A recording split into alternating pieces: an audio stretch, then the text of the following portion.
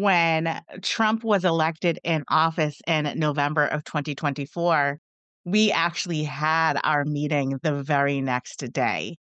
And for the first 15 minutes, you truly just sat and held space for me because I just cried.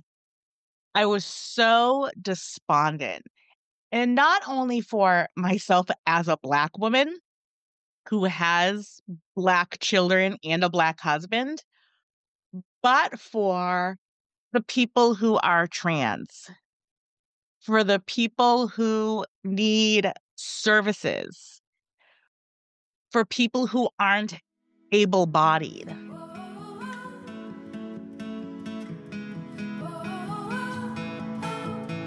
Varmt välkommen till Konfliktfrihet, en podcast för högkänsliga kvinnor med stora hjärtan som vill blomstra och göra skillnad utan att konflikter stoppar dig från att följa ditt hjärta och nå framgång. Jag heter Evelina och är tidigare kurator och socionom som numera är internationell författare och traumamedveten ledarskapsmentor. I den här podden får du inspirerande samtal, tips och verktyg för att omfamna din högkänslighet och lösa konflikter på ett sätt som både känns bra i ditt hjärta och behåller lugnet i din kropp. Är du redo att upptäcka hur du kan bli konfliktfri? För nu kör vi!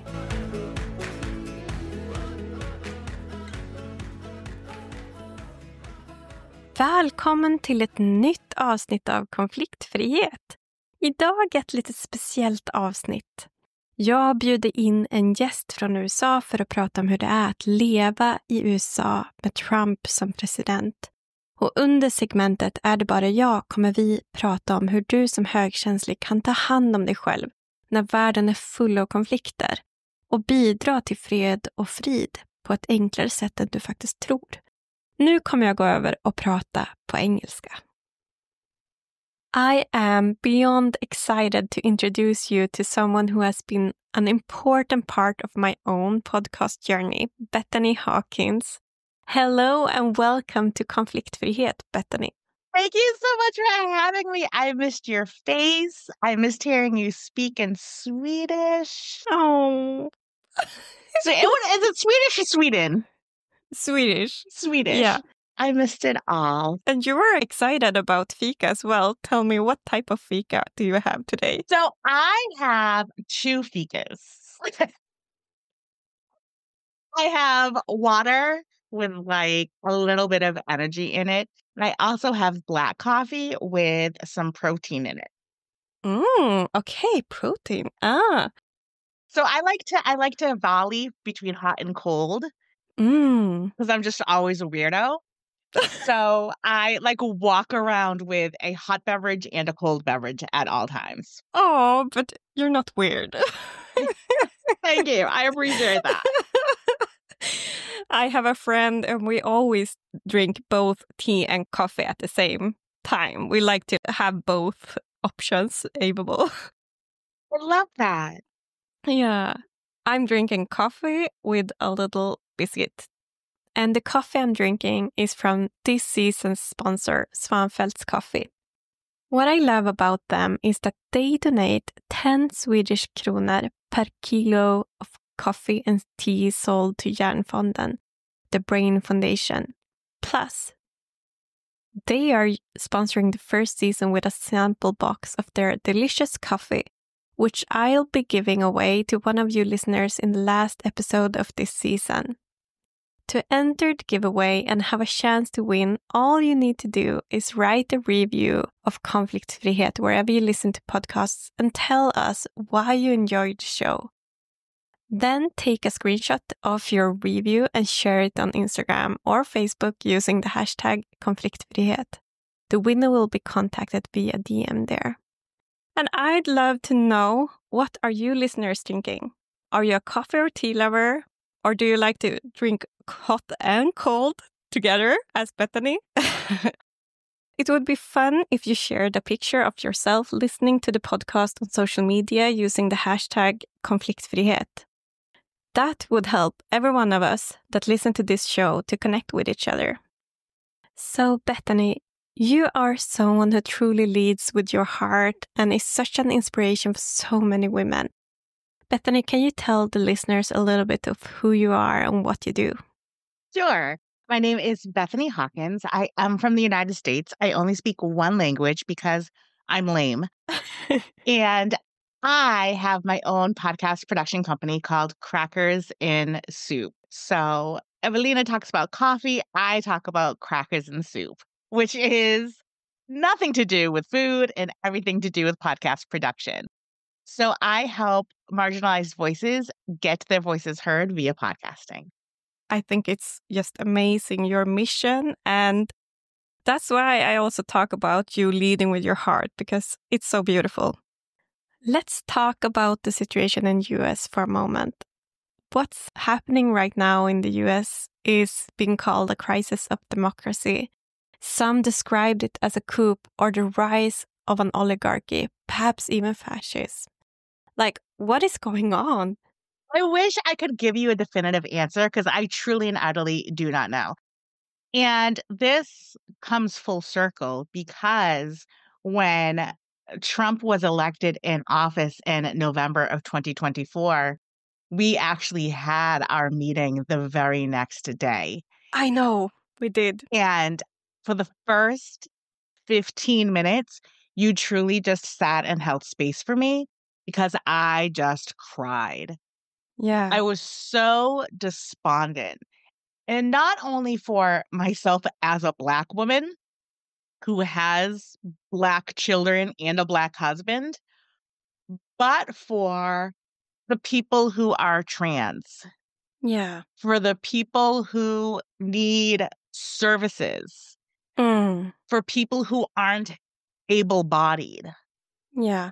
I saw the disintegration of everything that this country has to offer for migrant workers, for people who have come here legally and illegally. Mm. When Trump shared what he wanted to do, I saw the horror in it. And so many people were saying, oh, he's just kidding about this, but this is what he's really trying to say, which is shocking to me because I'm like, he means what he says. Mm. And to find people that were alibying for him or trying to make him be in a greater light or to understand him on a different level, I have the inability to do that. Yeah.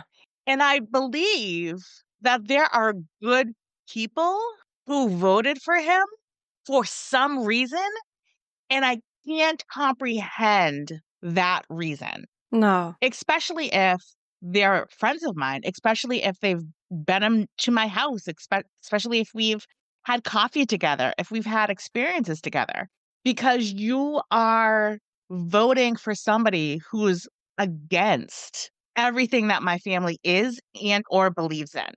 Mm-hmm. So it's been really hard trying to come to an understanding of A, how this even happened. Yeah. Like what? What happened? What? What episode of the Twilight Zone is this, and how can we get out of it? I think the whole world is shocked because what he has done in so small amount of days in his position is crazy. And I mean, it's not only affecting individuals and institutions, it's also affecting like countries. Yeah.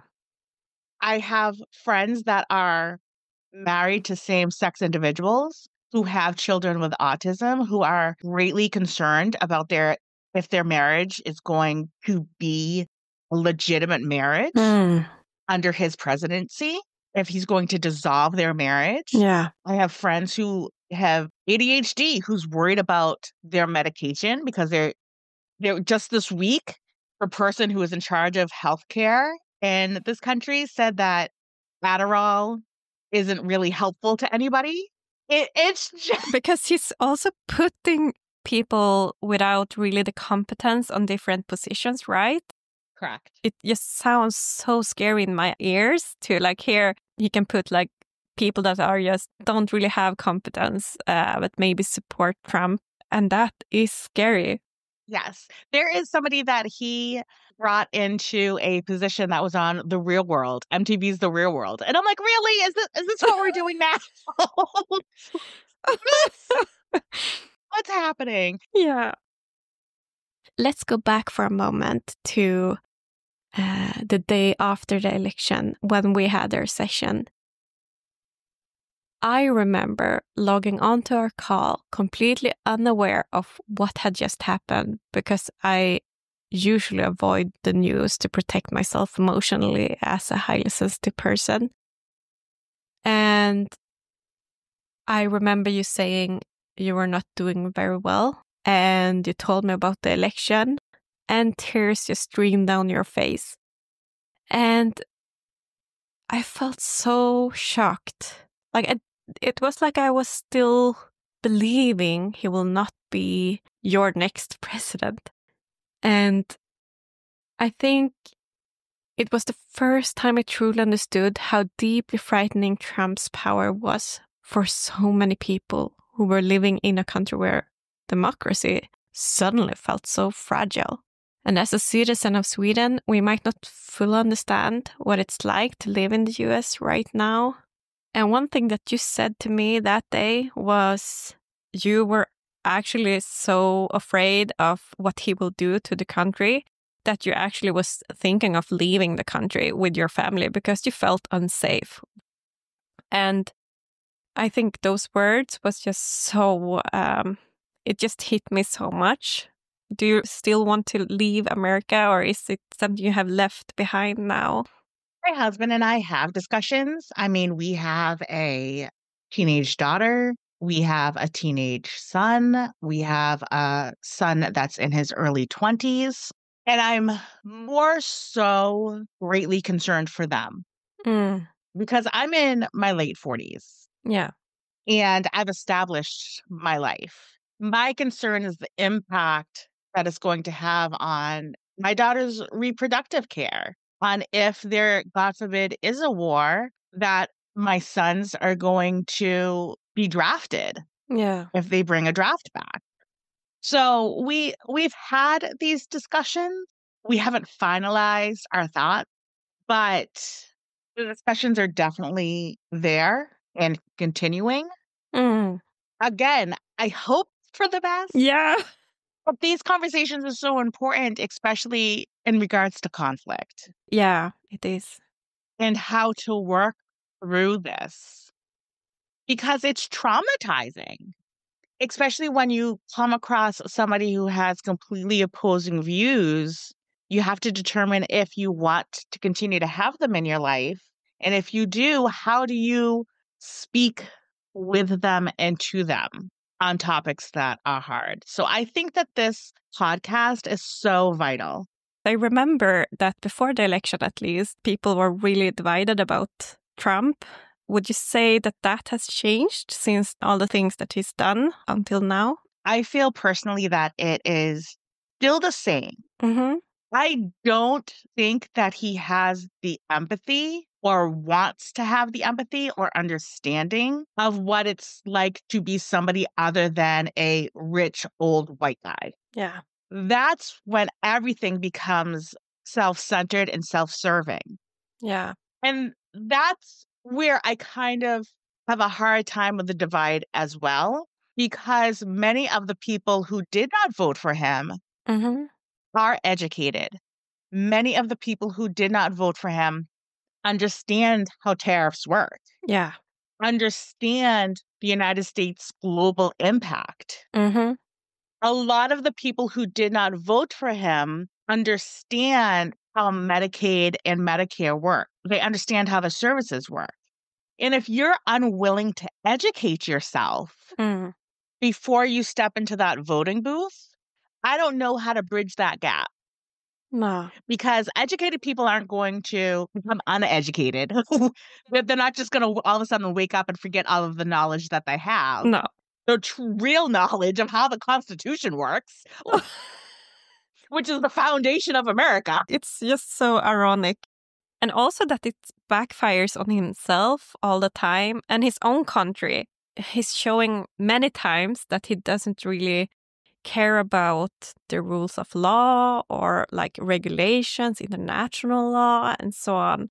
So I totally understand that it is a scary time for many people in America right now that are educated, because that is a key, I think, to be educated and to get information, learn about democracy in school is like one of the key points in having a democracy. And if you're uneducated, you might not really understand what's going on and how things should be done. And even in the education in America, there is a significant disparity between where you live and the education that you receive.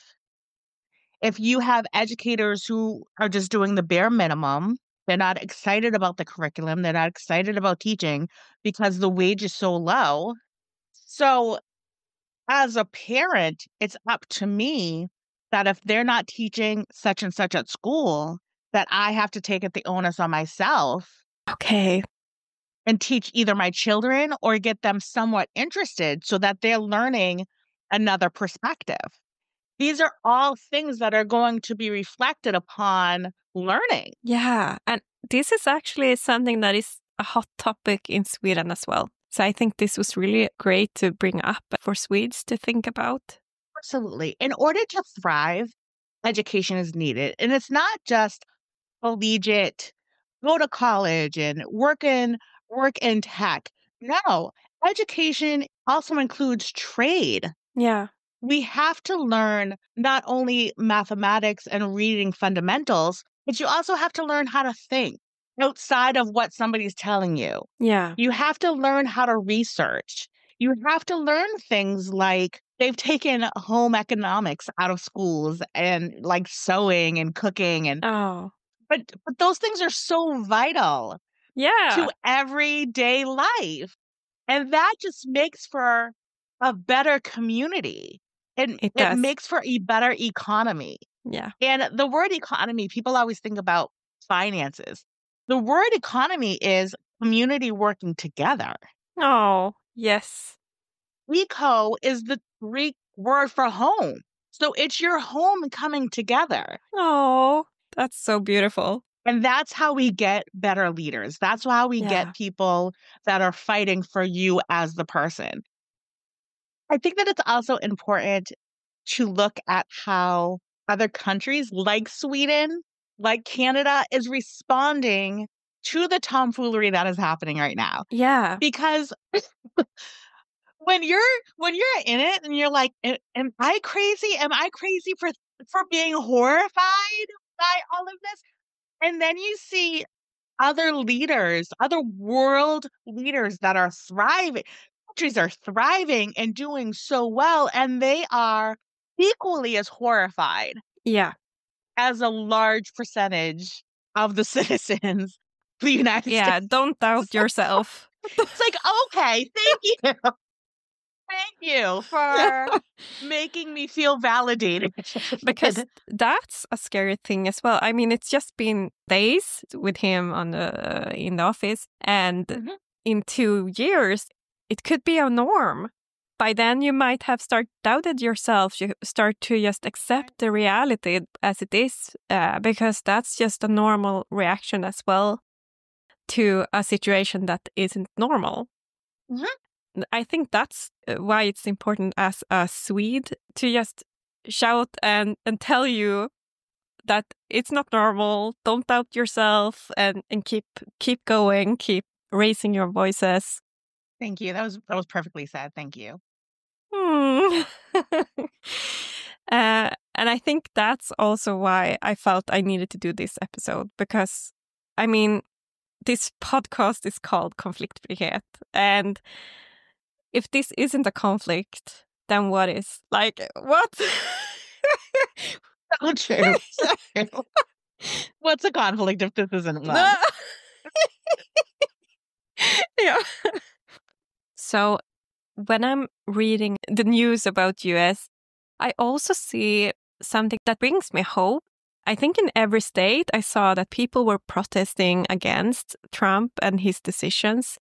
There is lawsuits that have been filed against him and all the illegal actions that he's doing. And I mean, some of them is blocked by the court. That's a light in this darkness. And also, I saw that there was some polls showing that public disapproval is growing against Trump and his decisions. It wasn't like a big numbers, but still.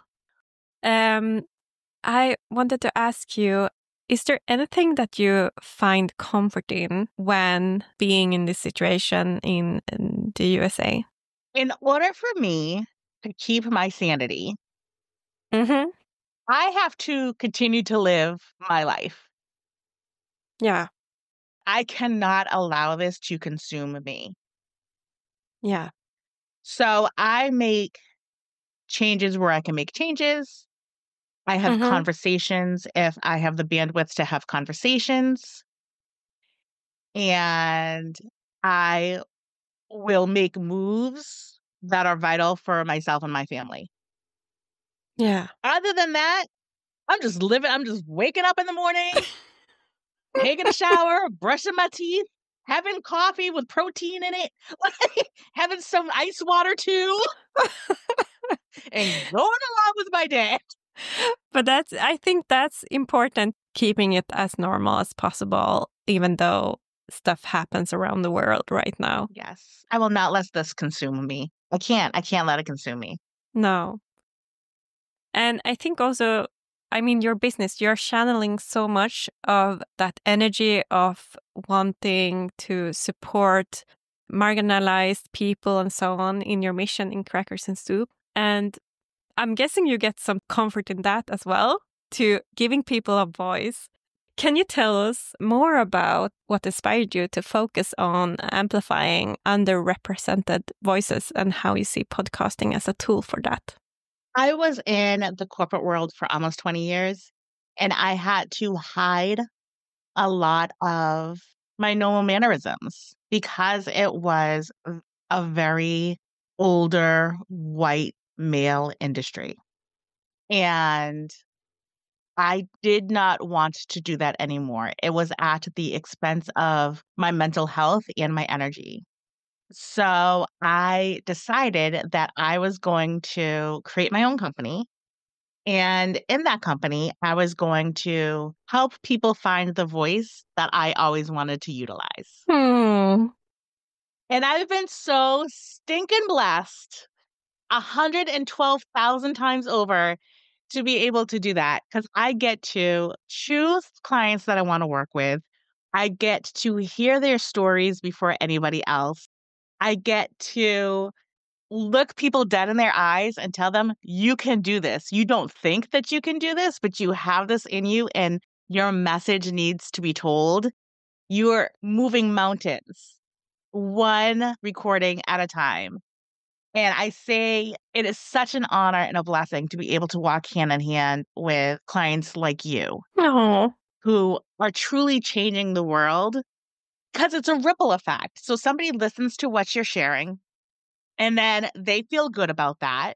And then they go out and they're feeling good. So they're making somebody else feel good. And then that person is making somebody else feel good. Yeah. And it just dominoes. Yeah. And spirals into this like feel good moment when all you did was hit record and share your genius. And it's like, you did that. Yeah. And I did that. I helped you do that. Yeah. And your listener did that because they listened to you. It's such a circle of pulling people up when right now the news just wants us to concentrate on people pulling each other down. Yeah. I was thinking of that too when you were speaking. Like, it's such an important thing you do in your business when supporting people to believe in their voice and actually start recording. Because I think so many people out there are having the thought of like, it would be fun with a podcast, but they are maybe not really feeling comfortable of hearing their own voice or speaking about sensitive topics that just feels scary to put out there. But it's important to do that more than ever right now and to be a positive voice out there when there is so much conflicts. Yes, it's a journey of empowerment. It truly, truly is. And if you have one person listen to you or 3 billion people listening to you, you are absolutely making a positive impact when you set your intention to do so. Yeah, absolutely. Oh, Bethany, thank you so much for sharing your story and your wisdom and your mission to us. You have been such a guide and inspiration for me when creating my podcast, and for all the listeners for listening to you today. Where can people find you and learn more about Crackers and Soup if they want to follow your work? You can find me on the website, www.crackersinsoup.com. So crackersinsoup.com. Perfect. And I will put the links in the show notes as well. Hej, Evelina här. Jag vill bara snabbt pausa avsnittet för att berätta om mitt fantastiska community där likasinnade högkänsliga kvinnor som du samlas för att stötta varandra i ett tryggt space och diskutera veckans avsnitt tillsammans med mig. Om du föredrar att jobba enskilt med mig som coach och mentor så kan du hitta hur du jobbar med mig på evelinahavström.com/podcast. Där kan du också läsa mer om community. Länk finns i show notes. Nu tillbaka till avsnittet. Det är dags för vår mysiga stund. Är det bara jag? Välkommen till Är det bara jag? Ett segment där vi lyfter fram vad som egentligen händer i de konflikter och konfrontationer som du möter så att du kan känna dig mindre ensam och finna klarhet hur du kan lösa konflikterna. Dagens avsnitt är baserat på en fråga som kom in. Är det bara jag som känner mig väldigt påverkad av konflikterna som Trump och andra världsledare skapar just nu? Och nej, du är inte ensam. Jag har själv känt mig väldigt påverkad av världsläget och nedstämd utan att riktigt fatta varför. För inget i mitt liv borde få mig att må så här. Inte ens mensen var ju på gång för 17. Tills jag insåg att det var ju inte mina känslor. Alltså som högkänsligt tar vi in sorgen, lidandet, rädslan som så många i världen just nu känner. Så hur kan vi högkänsliga må bra och sprida ljus istället för att dras ner i allt mörker just nu? Och jag tänker att det viktigaste att börja med det är att påminna sig själv. Alltså det här är inte mina känslor. Jag lever tryggt och jag har det bra. För ibland kan vi dras ner så djupt i andras känslor att vi faktiskt glömmer bort att det inte är våra egna känslor. Vi blir nästan som ett med världens lidande. Och sen tycker jag du ska fråga dig själv, vad behöver jag just nu för att må bra? Om jag får gissa så är jag ganska stensäker på att du behöver känna hopp. Du behöver gemenskap. Du behöver en känsla av trygghet. Och hur ger du dig själv det här då? Till exempel genom att be någon du tycker om att ge dig en lång kram. Eller genom att ta en promenad och välja att fokusera på allt vackert du uppskattar i naturen när du promenerar. På så sätt förankras du i här och nu på den plats på jorden du befinner dig på. Och det är väldigt hjälpsamt. Det hjälper dig också att reglera ditt nervsystem. En annan sak det är att välja hur du tar in nyheter. Det är viktigt att hålla sig informerad, men nyhetsrapporteringen är ofta vinklad för att skapa oro och rädsla. Och rädsla föder rädsla. Och vi vill läsa mer och mer nyheter. Och det vet många nyhetskanaler att det säljer in. Man vill läsa rubrikerna som skrämmer upp oss lite grann och som gör att vi känner ett behov av att ta reda på mer. Och det är just det som gör att mörkret kan expandera också. Men du kan ju besluta dig för att ta in nyheterna på något annat sätt.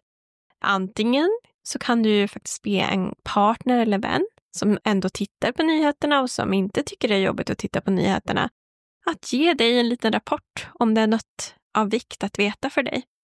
Eller genom att se nyheter från en pålitlig oberoende nyhetskanal som väljer att lyfta nyheter med också hoppfullhet.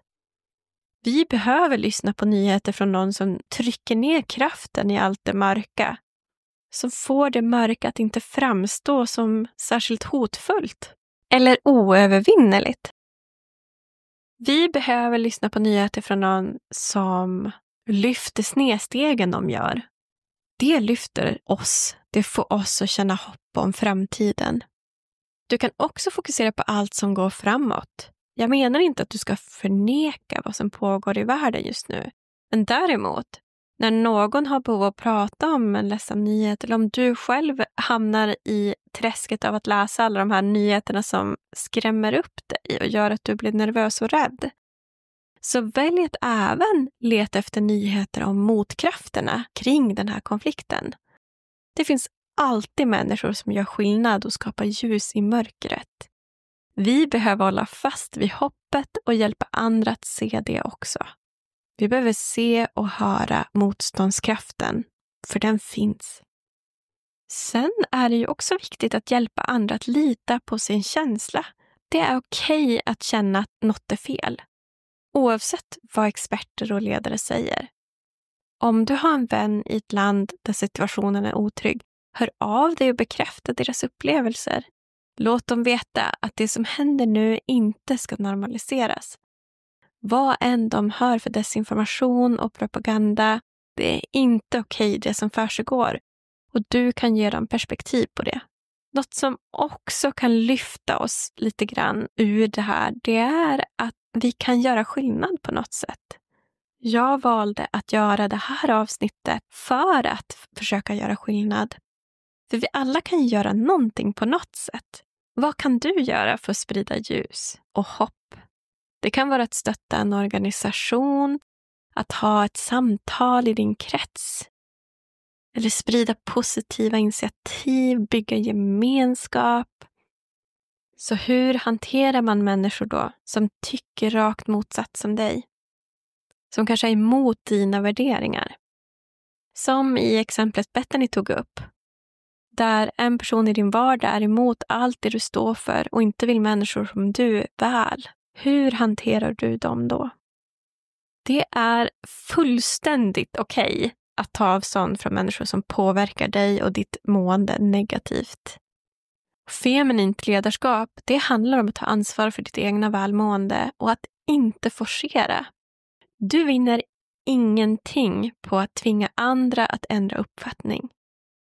Vi vinner på att stå stadigt i det vi uppfattar och tycker utan att låta andra få oss att känna oss mindre värda eller tvivla på våra egna åsikter och tankar. Du är du, stå stadig i dig. Det kommer att lysa starkt om dig då.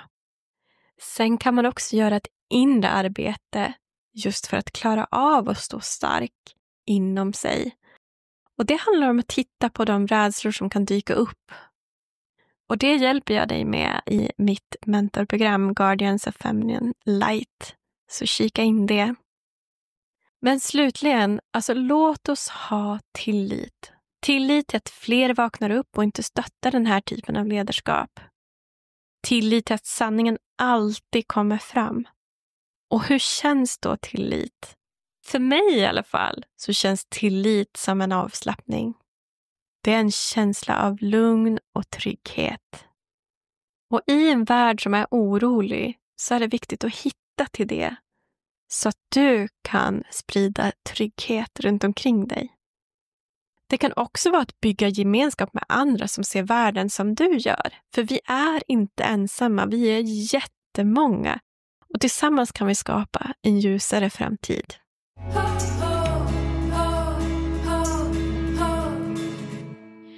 Så, vad har vi lärt oss idag?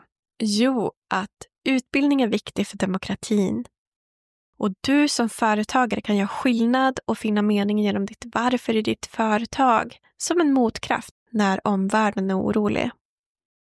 Och det är viktigt att odemokratiska ledare och deras agerande inte normaliseras. Välj att ta in nyheter på ett sätt som skänker hopp. Hörni, det var allt för idag. Jag är supertaggad på helg, för vet ni vad? Jag ska dansa folkdans med min man hela helgen. Jag ser så himla fram emot det. Låt mig höra era helgplaner. Skriv i kommentarerna till podden eller skriv till mig på Instagram. Jag älskar när ni hör av er.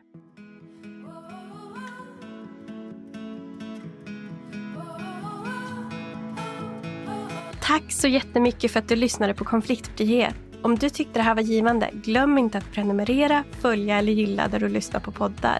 Och kom ihåg, det här är inte bara en podcast. Det här är ett community för likasinnade kvinnor.